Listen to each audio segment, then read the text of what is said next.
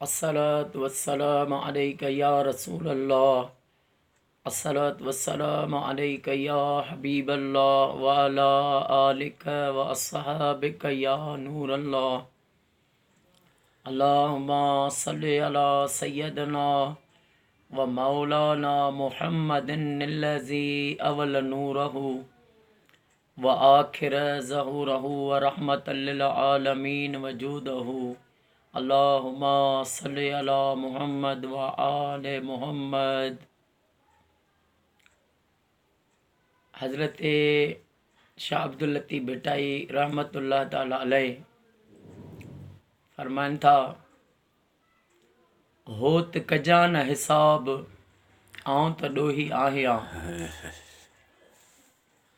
होत कजा न हिसाब आऊं त ॾोही आहियां।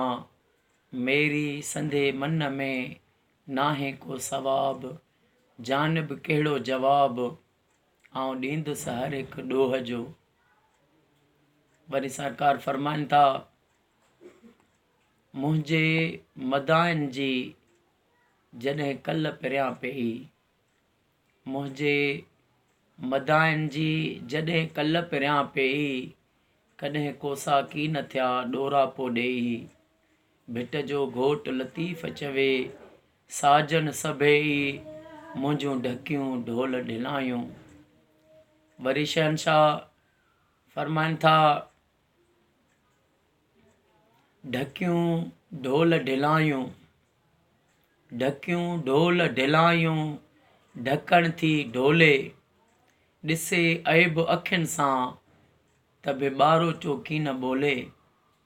कचूं कमीननि जूं खामद की न खोले, राणो छॾींदुमि न रोले, मुंहिंजो कामिल धणी काक जो। किताब तज़किरतुल औलिया, उनमें बुज़ुर्गनि जा किस्सा लिखियल आहिनि, अल्लाह जे वलियुनि जा किस्सा लिखियल आहिनि। उनमें हिकिड़ो किस्सो लिखियल आहे, हज़रत हबीब अजमी रहमतुल्लाह ताला अलैह। हज़रत हबीब अजमी शुरूआती ज़िंदगी में वॾा गुनहगार हुआ। छा कंदा हुआ? व्याज खाईंदा हुआ। तौबा अस्तगफिरुल्लाह। पोइ हिकु ॾियारो उहो थियो जो हिकिड़े शख़्स ॾे हबीब अजमी वियो। उनखे चयईं त मूंखे पैसा ॾे। हुन चयसि मूं वटि पैसा न आहिनि, बाक़ी घर में अॼु हिकिड़ी जेका आहे ॿकरी जी मुंडी मिली हुई उहा पचाई आहे। हज़रत हबीब अजमी चयसि त पोइ उहा ॿकरी जी जेका मुंडी आहे उहा बि मूंखे हिन व्याज में ॾे, ख़ाली न मोटा। उहा उन खणी अची हिननि खे ॾिनी। हे घर विया, घरवारी खे ॾिनई, चई पचा त खाऊं। जीअं जो उहा भाॼी में तयारु थी पचायूं, हिन जी घरवारी जीअं जो देगिड़ी मां उहा रस कढी भाॼी जी हिन जे अॻियां रखियईं त उहा रस जेका आहे उहा रस न हुई, उहा रत थी वई। हबीब अजमी घरवारी खां पुछो त हे तूं भाॼी कीअं पचाई आहे? भाॼी में रस हूंदी आहे, शोरवो हूंदो आहे, हे रत आहे। घरवारी चयसि त हे मां भाॼी जीअं पचाईंदी आहियां उअं ई पचाई आहे, पर हे तुंहिंजे करतूतनि जो, तुंहिंजे आमालनि जी जेका शामत आहे, तूं जेका इहा व्याज ते खणी आहे, तूं व्याज खाईंदो आहे, उन जे करे रब तोखे हे ॾेखारियो आहे। बसि हिन जी दिलि खे चोट आई, हिन जी दिलि खे चोट आई ऐं चयईं, या मुंहिंजा करीम रब, मुंहिंजा मौला, मां अॼु खां वठी कॾहिं ज़िंदगी में मरण घड़ी ताईं वरी अहिड़ो गुनाह न कंदुसि, वरी कॾहिं ज़िंदगी में व्याज न खाईंदुसि। बसि हिन सचे दिलि सां तौबा कई। तौबा कयईं। जंहिं ॾे हिन जा पैसा हुआ उन्हनि खे बि हिन चयो त मां तव्हांखे बख़्शे छॾिया, मां तव्हांखे माफ़ु करे छॾिया। पोइ जंहिं रस्ते मां अचनि पिया नंढड़ा ॿार हिन खे ॾिसी उहे बि चवंदा हुआ त वञेव थो व्याजी, हबीब अजमी व्याजी थो वञेव। पोइ हिन चयो त हाणे मां इन गुनाह खां तौबा कई आहे, मां रब जी बारगाह में सचे दिलि सां तौबा कई आहे। बसि मुंहिंजो करीम रब आहे। इंसान केॾो बि गुनाहगार आहे, केॾो बि ऐबदार आहे, पर हुन जे दर ते अची जॾहिं बानो चए थो मौला मां ॾाढो पाण ते ज़ुल्म कयो आहे, मौला मूंखे माफ़ी ॾे, मौला मूंखे माफ़ी ॾे, मां तुंहिंजे दर ते तौबा थो कयां, तौबा अस्तगफिरुल्लाह, तौबा अस्तगफिरुल्लाह। जॾहिं बाने तौबा कई, ऐं तौबा जो जेको तौबा जो मक़सदु आहे उहो इहो आहे त बानो जंहिं गुनाह खां तौबा करे वरी कॾहिं बि उहो गुनाह वरी न करे। हिकिड़ो शख़्स आहे तौबा करे वरी गुनाह करे, वरी तौबा करे वरी बि साॻियो ई गुनाह करे, त इहो मुनासिब न आहे। बसि जंहिं गुनाह खां बाने तौबा कई, सचे दिलि सां तौबा कयईं, त तौबा जा दर कॾहिं बंदि न थींदा आहिनि। उहो करीम रब आहे, करीम रब आहे।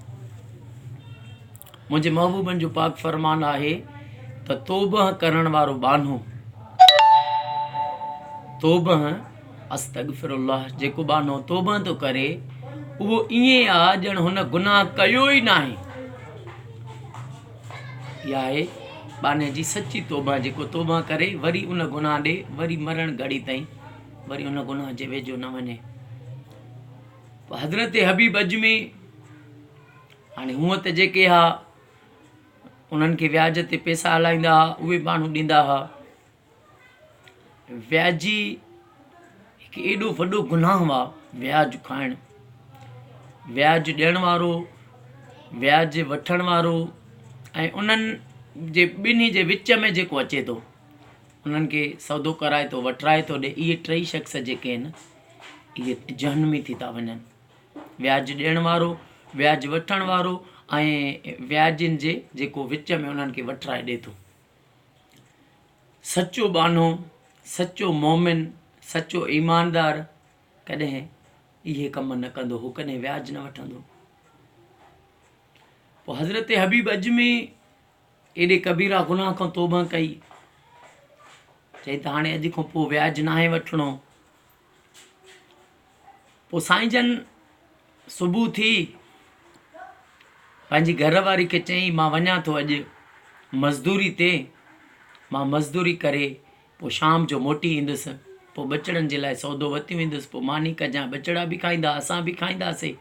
हे जीअं जो निकितो त चयईं हाणे कंहिं बादशाह जी मज़दूरी कयां, कंहिं वॾेरे जी मज़दूरी कयां, बसि भलो आहे त उन करीम रब जी इबादत में ॾींहुं गुज़ारियां। वञी हिकिड़े दरिया जे किनारे ते वेही करे सुबुह खां शाम ताईं वेही रब जो ज़िक्र कयईं, रब जी इबादत कयईं। शाम थी मोटी आयो घर वारी चयसि ॾे ख़बर, तो जो मज़दूरी कई तोखे उन जा पैसा मिलिया?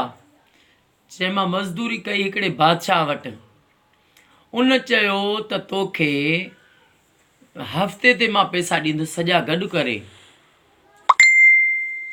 चई पोइ हफ़्ते ते मिलंदा, ॾुखियो सुखियो हफ़्तो कढ, पोइ वरी इहे सौदा वठी ईंदासीं, बचड़नि जो सौदो थींदो, पोइ उन में जेके आहिनि से वक़्तु गुज़रंदो। घरवारी चयसि ठीकु आहे, इहा ॻाल्हि भली आहे जो तूं एॾो कबीरा गुनाह छॾे ऐं हेॾो पंहिंजी महिनत ते अची वियो आहे। ॿियो ॾियारो थियो वरी वञी करे साॻे ई वरी जेको आहे अलाह जी सॼो ॾींहुं इबादत कयईं, शाम थी मोटी आयो, टे ॾींहं ते ईअं कयईं। हाणे जॾहिं फिरी साॻो हफ़्ते वारो ॾींहुं थियो, हाणे हफ़्ते वारो जॾहिं ॾींहुं थियो त चयईं हाणे अॼु जेको आहे मां घरवारी खे चयो त हफ़्ते ते पैसा मिलंदा, हाणे अॼु अगरि मां वञा त अॼु घरवारी खे छा चवां, त बचड़नि जे लाइ सौदे जो मां छा चवां? बसि हथु खयईं, हो मुंहिंजा करीम रब, मौला अॼु मुंहिंजी लॼ रखिजांइ।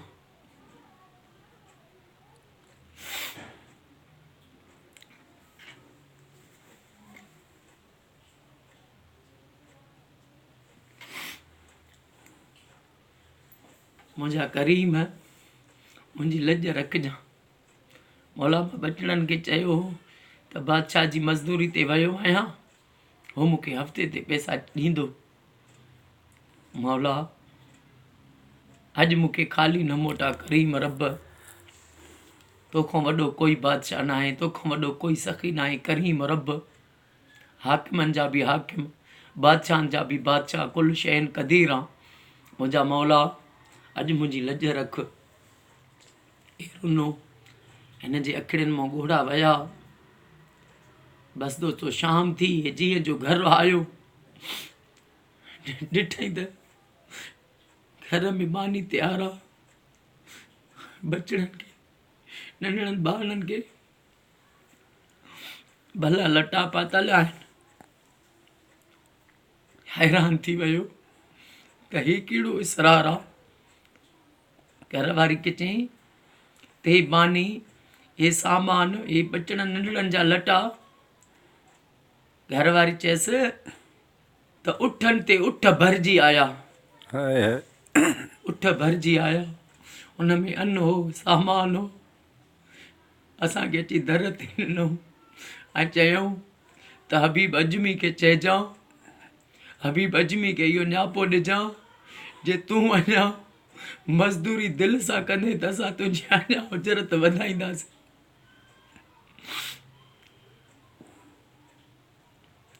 बसि सुबुह करीम रब, जेको अम्मा जीजल खां 70 हिसा वधीक, 70 हिसा वधीक पंहिंजे बाने सां प्यार कंदो आहे। हज़रत हबीब अजमी रहमतुल्लाह अलैह रब खे परचायो, उहो मक़ाम हासिल कयऊं जो हज़रत ख्वाजा हसन बसरी रहमतुल्लाह अलैह जहिड़ी हस्ती, उन्हनि चयो त इहो ॾिसूं त वञूं त इहो बुज़ुर्ग एॾो मशहूरु थियो आहे, अॼु त वञा इन सां कचहरी कयां। पोइ साईं जन जीअं जो आया, ॾिठूं त हज़रत हबीब अजमी निमाज़ पढ़ाए रहिया आहिनि। अजमी हा, हबीब अजमी, हुनखे अरबी न ईंदी हुई। ख्वाजा हसन बसरी जीअं जो आया, ॾिठूं त हबीब अजमी निमाज़ थो पढ़ाए। पोइ चयूं त हे किरत जेका आहे सही नथो करे, हिन जे गॾु जेका आहे मां निमाज़ न पढ़ां, अलॻि निमाज़ पढ़ियऊं। राति थी, हज़रत हसन बसरी रहमतुल्लाह अलैह रब जो इल्हाम आयो। ख्वाजा हसन बसरी रब जी बारगाह में अर्ज़ु कयो, या अल्लाह, तुंहिंजी रज़ा शामिल आहे। रब फरमायसि, तोखे अॼु मुंहिंजी रज़ा मिली हुई, तोखे अॼु मुंहिंजी रज़ा मिली हुई, पर तूं हुनखे न ॾिठो। चई मौला, वो निमाज़ पढ़ाए पियो, किरत सही न पियो करे। इल्हाम थियसि त हुनजी ज़बान नो सही न हो, हुनजी नियत त सची हुई न, पर ज़बान नो किरत साफ़ करे हा, पर दिलि में खोट जंहिंसां मां रब नियतुनि खे, दिलनि खे ॾिसंदो आहे। उन मक़ाम ते हज़रत हबीब अजमी रहमतुल्लाह ताला अलैह पुॻा। पर दोस्तो, ज़िंदगी कई आया हिन दुनिया में, कई लॾे विया। अञा बि हिन दुनिया में अल्लाह जा सचा बाना मौजूद आहिनि। मिला आहिनि जेके मौला सां, मिला आहिनि जेके मौला सां, उहे अल्लाह वारा अञा आहिनि। मिला आहिनि जेके मौला सां, अल्लाह वारा अञा आहिनि।